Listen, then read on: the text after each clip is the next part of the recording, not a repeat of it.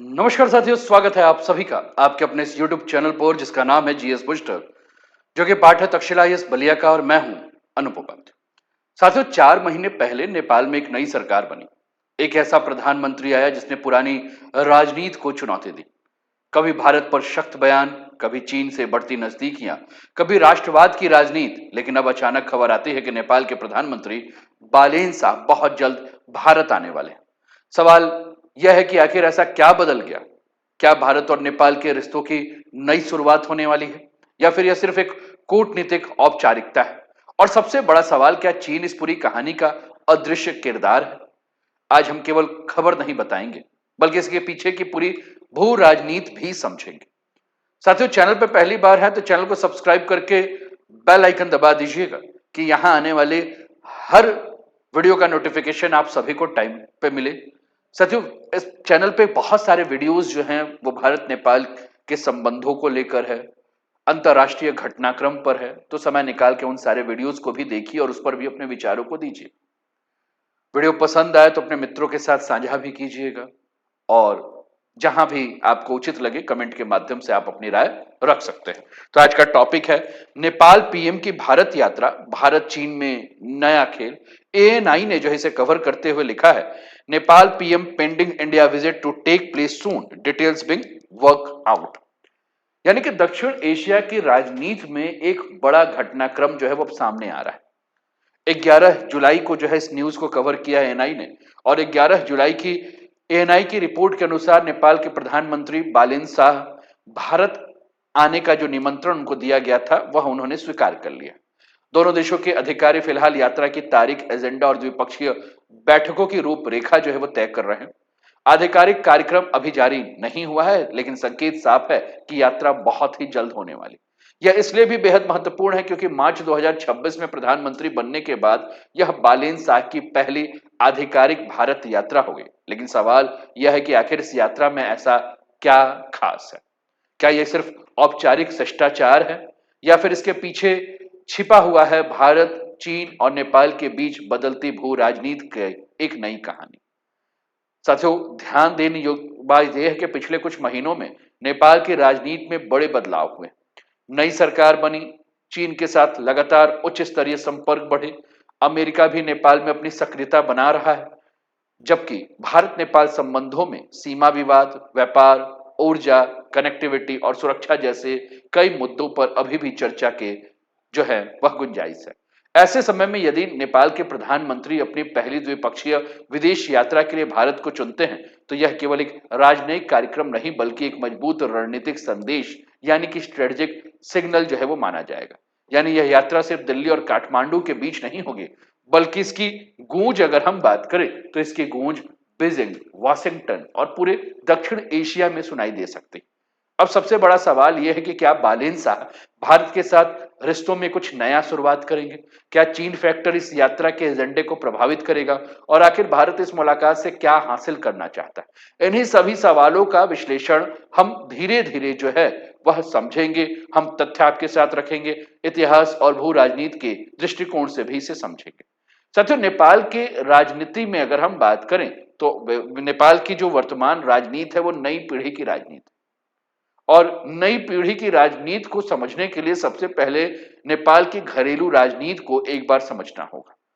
साथियों, साल 2026 के आम चुनाव में नेपाल की जनता ने एक बहुत बड़ा राजनीतिक संदेश दिया। दशकों तक सत्ता पर हावी रहने वाले पारंपरिक दल, चाहे वो हम नेपाली कांग्रेस की बात करें, सीपीएन, यूएमएल की बात करें, उन सभी को जनता ने चुनौती दी और बदलाव की राजनीति को जो है वो समर्थन दिया। इसी बदलाव की सबसे बड़ी पहचान अगर कोई बनकर उभरा तो वो बालेन शाह बन के उभरे, और काठमांडू के मेयर के रूप में अपनी प्रशासनिक छवि, भ्रष्टाचार के खिलाफ सख्त रवैया, युवा नेतृत्व के प्रतीक के रूप में लोकप्रिय हुए बालेन शाह ने राष्ट्रीय राजनीति में जब प्रवेश किया तो राष्ट्रीय स्वतंत्र पार्टी और अन्य सुधारवादी ताकतों ने के उभार ने जो है वो नेपाल के राजनीति में एक नए अध्याय की शुरुआत कर दी। नई सरकार का संदेश एकदम साफ था कि पुराने राजनीतिक संस्कृति नहीं बल्कि परिणाम देने वाली राजनीति चाहिए। लेकिन नई सरकार केवल घरेलू सुधारों की बात नहीं कर रही थी, उसने ये भी संकेत दिया कि नेपाल की जो विदेश नीति है वो भी अधिक व्यवहारिक, संतुलित और राष्ट्रीय हित पर आधारित जो है वो बनाई जाएगी। यानी अब नेपाल किसी एक शक्ति के प्रभाव में दिखाई देने के बजाय भारत, चीन, अमेरिका और अन्य साझेदारों के साथ संतुलित संबंध बनाने की कोशिश भी कर रहा है। साथियों, भारत और नेपाल का रिश्ता सामान्य पड़ोसी देशों जैसा नहीं है। यह इतिहास, संस्कृति, धर्म, अर्थव्यवस्था और समाज सभी स्तरों पर जुड़ा हुआ है। भारत आज भी नेपाल के साथ सबसे बड़ा व्यापारिक साझेदार है, सबसे बड़ा विदेशी निवेशक है, सबसे बड़ा ट्रांजिट पार्टनर है, क्योंकि नेपाल समुद्र से घिरा नहीं है। उसके अधिकांश आयात निर्यात भारतीय बंदरगाह के माध्यम से होते हैं। नेपाल की बिजली का सबसे बड़ा बाजार जो है वो भारत है और हाल के वर्षों में नेपाल से भारत को बिजली निर्यात जो है लगातार बढ़ रहा है और दोनों देशों की क्षेत्रीय ऊर्जा व्यापार को आगे भी बढ़ाया जा रहा है। इसके अलावा अगर हम बात करें साथियों, तो भारत और नेपाल के बीच में 1850 किलोमीटर की लंबी खुली सीमा है। यह दुनिया का सबसे अनोखा खुला सीमा वाला देश है जहां दोनों देशों के नागरिक बिना वीजा, बिना पासपोर्ट आवागमन कर सकते हैं। और इसी कारण भारत नेपाल संबंधों को अक्सर रोटी बेटी का रिश्ता कहा जाता है। लाखों नेपाली भारत में काम करते हैं, पढ़ते हैं और भारतीय सेना में गोरखा रेजिमेंट सहित विभिन्न क्षेत्रों में योगदान भी देते हैं। वही बड़ी संख्या में भारतीय भी नेपाल में व्यापार और पर्यटन से जुड़े हुए हैं। यानी यह रिश्ता केवल सरकारों का नहीं बल्कि करोड़ों लोगों का रिश्ता है। लेकिन रिश्ते हमेशा आसान नहीं रहे। हालांकि कहानी केवल दोस्ती की नहीं है। बीते 7 दशकों में कई ऐसे मुद्दे आए हैं जिन्होंने दोनों देशों के संबंध में तनाव पैदा किया। सबसे पहला आता है 1950 के भारत नेपाल शांति और मैत्री संधि। भारत इसे द्विपक्षीय सहयोग की आधारशिला मानता है, जबकि नेपाल के कई राजनीतिक दल इसे समय के अनुसार संशोधित करने की मांग करते हैं। इसके बाद 2015 में नेपाल का नया संविधान लागू हुआ। मधेशी आंदोलन और सीमा पर जो रुकावट हुई उससे नेपाल में व्यापक रूप से अनौपचारिक नाकाबंदी के रूप में देखा गया। भारत ने आधिकारिक रूप से किसी नाकाबंदी से इनकार किया, लेकिन इस घटना ने नेपाल में भारत के प्रति अविश्वास को जो है वो बढ़ा दिया और इसके साथ ही सीमा विवाद लगातार दोनों देशों के बीच संवेदनशील विषय बना रहा। चाहे हम बात काला पानी की करें, लिपुलेख की करें या लिम्पियाधुरा की करें, नेपाल इन क्षेत्रों में अपना दावा करता है, जबकि भारत इन्हें अपने प्रशासनिक नियंत्रण में रखता है। समय समय पर नए नक्शे, सड़क परियोजनाएं और राजनीतिक बयान इन विवादों को फिर से चर्चा में ले आते हैं। दूसरी ओर भारत की चिंता भी कम नहीं है। भारत लंबे समय से नेपाल में चीन के बढ़ते आर्थिक निवेश, बुनियादी ढांचा की परियोजना और रणनीतिक प्रभाव को लेकर काफी सतर्क रहा है। विशेष रूप से बीआरआई यानी कि बेल्ट एंड रोड इनिशिएटिव, सीमा से जुड़े इंफ्रास्ट्रक्चर, सुरक्षा सहयोग को भारत अपनी राष्ट्रीय सुरक्षा के दृष्टिकोण से देखता है। लेकिन प्रश्न कुछ और भी है।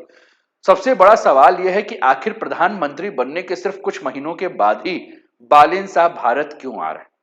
क्या इसके पीछे कोई अलग कारण है या इसके पीछे केवल एक कारण है? साथियों, अगर हम बालेन शाह की यात्रा को देखें कि बालेन शाह भारत क्यों आ रहे हैं, तो इसके पीछे 4 बड़े कारण आपको दिखाई देंगे। सबसे पहला, डिप्लोमेटिक प्रियोरिटी। अंतरराष्ट्रीय कूटनीति में एक परंपरा होती है साथियों। नई सरकार बनने के बाद प्रधानमंत्री अपने सबसे महत्वपूर्ण पड़ोसियों से उच्च स्तरीय मुलाकात करते हैं। भारत और नेपाल के बीच विशेष संबंधों को देखते हुए यात्रा लगभग स्वाभाविक मानी जा रही थी। इससे दोनों देशों के बीच राजनीतिक विश्वास मजबूत होता है। दूसरा कारण है वो है नेपाल की आर्थिक जरूरत। नेपाल आज आर्थिक चुनौतियों का सामना कर रहा है।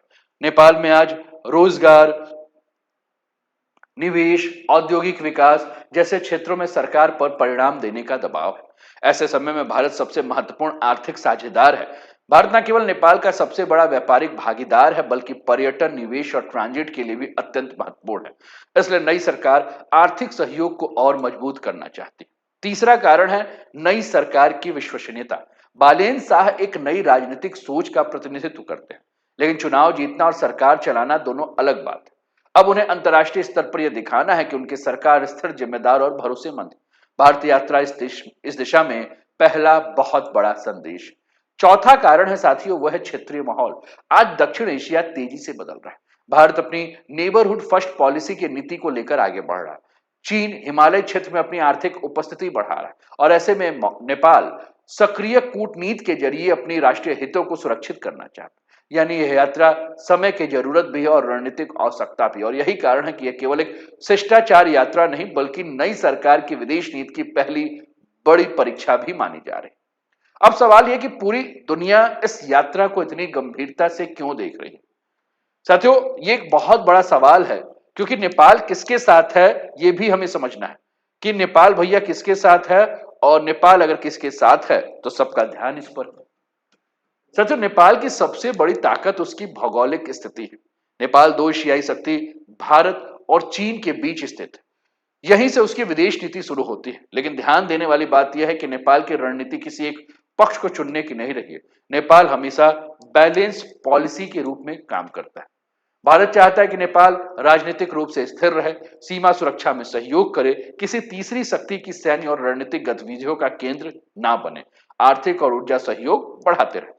चीन चाहता है कि नेपाल और चीन को हिमालय कनेक्टिविटी जो है वो चीन प्रोवाइड करे, बीआरआई रेलवे और इंफ्रास्ट्रक्चर के माध्यम से अपने आर्थिक नेटवर्क से जो है वो जोड़ना चाहता है। इसके अलावा चीन चाहता है कि नेपाल उसके पश्चिमी क्षेत्र विशेषकर तिब्बत की सुरक्षा चिंताओं को ध्यान रखे, और नेपाल ये चाहता है जी सबसे मतलब भारत का हमने देख लिया, चाइना का हमने देख लिया, नेपाल क्या चाहता है ये भी तो समझना है। सबसे दिलचस्प तो यही है।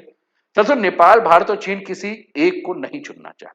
वह चाहता है कि भारत से बाजार और कनेक्टिविटी हो, चीन से निवेश और इंफ्रास्ट्रक्चर हो, अमेरिका तथा अन्य देशों से तकनीक सहायता और निवेश हो। यानी नेपाल की पूरी रणनीति मल्टी अलाइनमेंट पर आधारित है। इसलिए बालिन शाह की भारत यात्रा केवल दिल्ली के लिए नहीं बल्कि बीजिंग और वाशिंगटन के लिए एक महत्वपूर्ण कूटनीतिक संकेत है।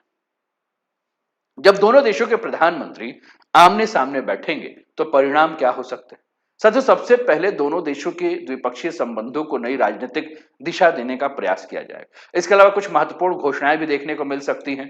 जैसे कि पहला जो घोषणा हो सकता है वो आर्थिक सहयोग बढ़ाने के लिए नई निवेश और व्यापार के ऊपर जो है वह दोनों बात कर सकते हैं। इसके अलावा ऊर्जा क्षेत्र में नए समझौते, बिजली व्यापार को विस्तार देने की दिशा में प्रगति, रेल, सड़क सीमा और संरचना और डिजिटल कनेक्टिविटी से जुड़ी परियोजनाओं की समीक्षा, सीमा प्रबंधन और सुरक्षा सहयोग को मजबूत करने की सहमति, और दोनों देश यह संदेश देने की कोशिश करेंगे कि मतभेद हो सकते हैं लेकिन संवाद कभी नहीं रुकेगा।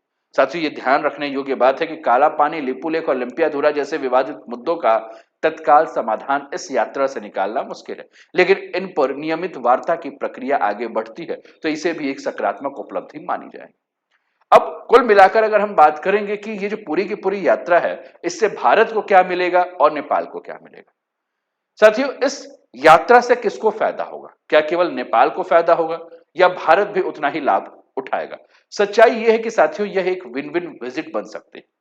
भारत इससे जो लाभ पा सकता है वो ये है कि भारत को अपनी नेबरहुड फर्स्ट पॉलिसी को और मजबूत करने का मौका मिलेगा।